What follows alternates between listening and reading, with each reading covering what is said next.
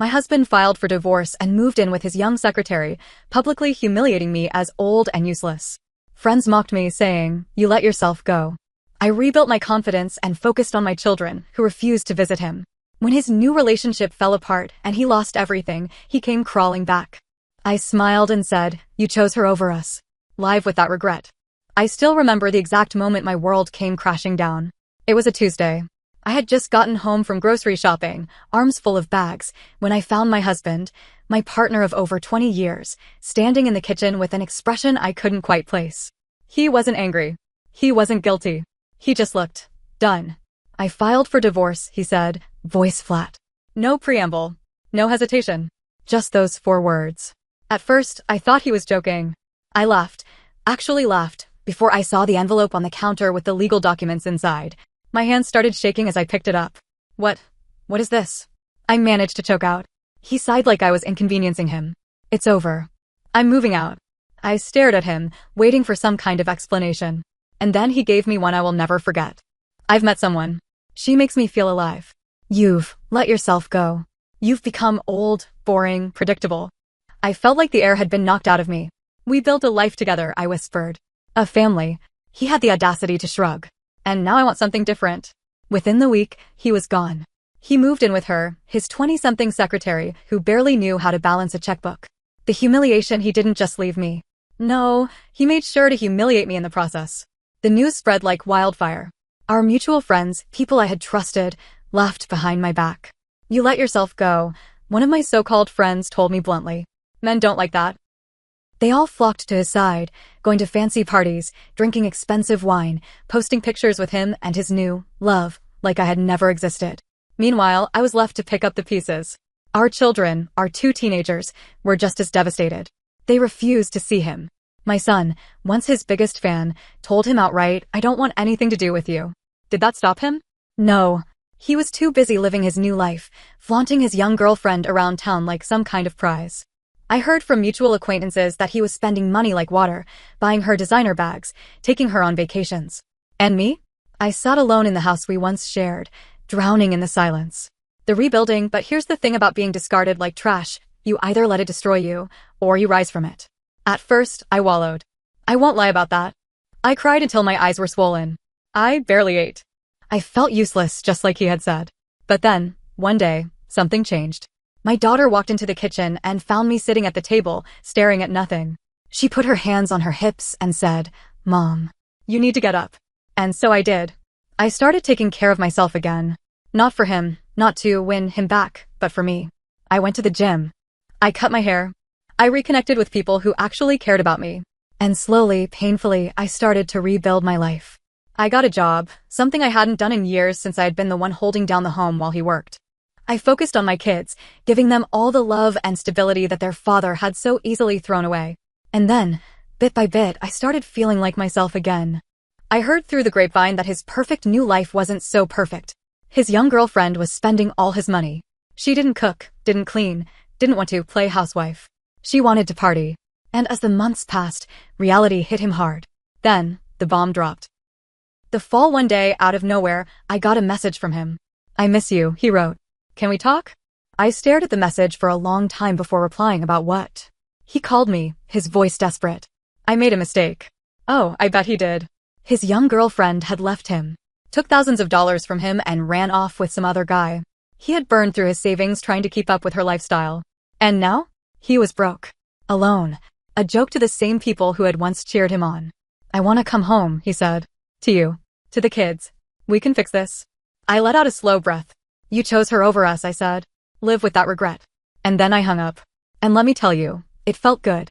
After I hung up on him, I expected that to be the end of it. It wasn't. The texts kept coming. First, it was apologies. Then, it was guilt trips. "We have so much history. Don't you remember the good times? The kids are grown now. They don't need you like before." But I do. I ignored them all. And then the calls started. He left long-winded voicemails, sometimes crying, sometimes angry. One night, he actually showed up at the house. I opened the door just enough to see his face. He looked terrible. He had lost weight. His hair, once perfectly styled, was now a mess. His expensive clothes were wrinkled. He had always been the type to wear expensive cologne, but that night, he just smelled stale. "Please," he begged. Just let me in. We can talk. I stared at him, waiting to feel something. Pity. Nostalgia. Love. I felt nothing. I shook my head. There's nothing left to talk about. And then, his face changed. The desperation faded, replaced by something uglier. You think you're better than me now? He sneered. You think you're some kind of saint? You're just a bitter old woman who got lucky. I let out a short laugh. And you're a washed-up old man who lost everything chasing a fantasy. His jaw clenched. You'll regret this. No, I said, voice steady. But you already do. And then I closed the door in his face. I thought that was the last of him. The twist: a week later, I got a call from my lawyer. Your ex-husband is trying to contest the divorce settlement, she said. I nearly dropped the phone. On what grounds? He's claiming financial hardship. He wants alimony. I burst out laughing. Full, uncontrollable laughter. After everything he did, leaving me, humiliating me, abandoning his own children, he had the audacity to come back and ask me for money? Oh, he had truly hit rock bottom. But that wasn't all. He's also trying to get the house. My laughter stopped. He doesn't have a legal claim, my lawyer assured me. You were awarded the house in the divorce. But he's arguing that since you weren't working at the time of separation, he should get a portion of it now that you have an income. I gripped the phone so tightly my knuckles went white. So let me get this straight. He abandoned me. Left me with nothing. Moved in with another woman. Spent all his money on her. And now he thinks I should support him? Silence. Then my lawyer sighed. Pretty much. I had never hated him more. The revenge I wasn't going to let him win. Not this time. I gathered every piece of evidence I could. Every bank statement proving he had drained his accounts on his little girlfriend. Screenshots of his social media posts bragging about his new, better life. The texts where he admitted to leaving me for someone else. When we went to court, he looked like a shadow of the man he used to be. His expensive suits were gone, replaced by something ill-fitting. He had dark circles under his eyes. His lawyer tried to paint him as a man down on his luck, a victim of unfortunate circumstances. My lawyer? She tore him apart. She laid out everything: his spending, his choices, his complete disregard for our marriage. She made it very clear that he wasn't some poor, abandoned man. He was a selfish fool who had gambled away his future. The judge agreed. His request for alimony? Denied. His claim to the house? Denied. And then, the best part. Since he had blown through all his money, he had fallen behind on the payments he was supposed to make, like his half of our youngest child's college tuition. The judge ruled that he owed me money. A lot of it. When the ruling was read, his face turned red. He stood up, fists clenched, like he was going to argue. But what could he say? He had done this to himself. As we left the courtroom, he caught up to me in the hallway. This isn't fair, he hissed. You set me up to fail. I turned to him, keeping my voice calm. No, you did this. I just let the truth come out. His face twisted in anger, but he had nothing left to fight with. I walked away, knowing I would never look back. He had chosen his path. And I had chosen mine. And let me tell you, mine was so much better. The unexpected offer for a while, I thought that was the worst of it. I had one in court. He was left with nothing but regret. It should have been over. But life has a way of throwing curveballs when you least expect it. One evening, I was sitting on my back porch, sipping a glass of wine, when I got a text from an unknown number. I know what he did to you. I have something you might want to see. I stared at my phone, my heart pounding. I almost ignored it. I had been through enough. But curiosity got the best of me. Who is this? I typed back. A few moments later, another text came through. Let's just say, someone who knows exactly what kind of man he is. Attached was a video.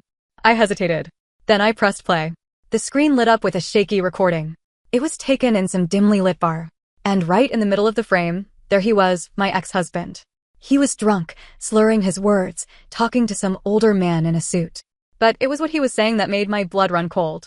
She was supposed to roll over, he slurred. I thought she'd break. But no, she had to fight back. Bitch took everything. The man next to him nodded, sipping his drink. You need to be smarter. Oh, I'm gonna fix it, my ex continued, laughing bitterly. She won't see it coming. I paused the video, my hands shaking. Fix it? What the hell did that mean? The setup. I didn't sleep that night. My mind was spinning. I needed answers. The next morning, I called my lawyer and forwarded her the video. She told me to be careful. He might just be venting, but if he's planning something, you need to be prepared. Prepared for what, though? I got my answer 2 weeks later. A letter arrived in the mail. A formal-looking document, the kind that made my stomach churn. It was a lawsuit. He was suing me. Not for money. Not for alimony. This time, he was claiming emotional distress. I had to read it twice to believe it. Apparently, my refusal to take him back had caused him severe mental anguish. He was struggling financially, had lost friends, was suffering from depression. And somehow, in his twisted mind, that was my fault. I nearly laughed. It was so pathetic. But the more I read, the angrier I got. He wasn't just trying to get money. He was trying to ruin me. If he couldn't win in court the first time, he was going to drag me back and make me suffer. I had beaten him once. I could do it again. But something told me, this time, he wasn't just playing dirty. The betrayal, the real shock came a few days later. I was at a coffee shop, meeting with my lawyer, when I saw someone walk in that made my stomach drop. It was one of my closest friends. Or at least, she used to be. She was the type who had smiled in my face while secretly enjoying my downfall. She had laughed behind my back when my ex left me. And now, here she was, meeting him. I watched as they sat down together. My ex was still looking ragged, but his desperation had turned into something else. Smugness. I turned to my lawyer, voice low. Find out if she's involved in his case. And sure enough, she was.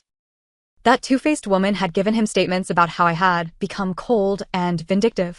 She claimed I had poisoned the kids against him, that I had used my divorce settlement to publicly humiliate him. She was helping him try to destroy me. I clenched my fists. Enough. If he wanted a war, I was ready. And this time, I wasn't just going to defend myself. I was going to make sure he never had the chance to do this to anyone ever again. The trap: if my ex-husband wanted a war, I was going to give him one. But I wasn't going to fight the way he expected me to. No, I was going to set him up to fail. I started by gathering everything I had on him. Every text, every voicemail, every piece of proof that showed who he really was. But I needed more. That's when I got an idea. I reached out to the person who had sent me that video, the unknown number. I didn't know who they were, but they clearly had access to my ex's private moments. Who are you? I texted.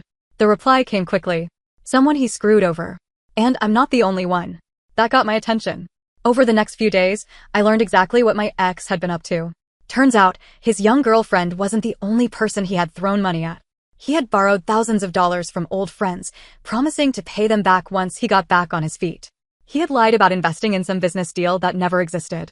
He had even forged signatures on a few documents, something that, if proven, could land him in serious legal trouble. I had everything I needed. Now, I just had to let him destroy himself. The downfall: the day of the court hearing for his ridiculous lawsuit, I walked in calm and confident. My lawyer was by my side, but honestly, I wasn't even nervous. He, on the other hand, looked like a wreck. His so-called lawyer had clearly been paid the bare minimum. She fumbled through her papers, looking just as confused as he did. And then, the fun began. My lawyer stood up and tore his entire case apart. She played the voicemails where he had threatened me. She showed the video where he admitted he was trying to ruin me. She presented the financial records proving he had been reckless with his money and was now trying to use the legal system to dig himself out of his own grave. And then, the final blow. She handed the judge a file, one containing evidence of fraud. My ex's face went pale as the judge flipped through the pages. Mr. Carter, the judge said, his voice sharp, do you understand the severity of what I'm looking at? My ex stammered. I don't know what this is. But the judge wasn't buying it.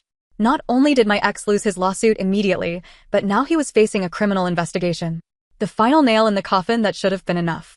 But karma had one last gift for me. A few weeks later, I got a message from my lawyer. Check the news, she said. I pulled up my phone, and there it was. He had been arrested. Turns out, that fraud I exposed? It went deeper than even I knew. The authorities started digging and found even more illegal activities. He had been lying to everyone, not just me, but business partners, investors, and even the IRS. And now, he was going to prison. The satisfaction: a few months later, I got a letter from him. It was handwritten, the ink slightly smudged. I lost everything. I don't know what to do. Please, just talk to me. I read it twice. Then, without a second thought, I threw it in the trash. He had chosen his path. And now, he was finally paying for it. I sat back, sipping my coffee, at peace for the first time in years. He had tried to destroy me. But in the end, he destroyed himself.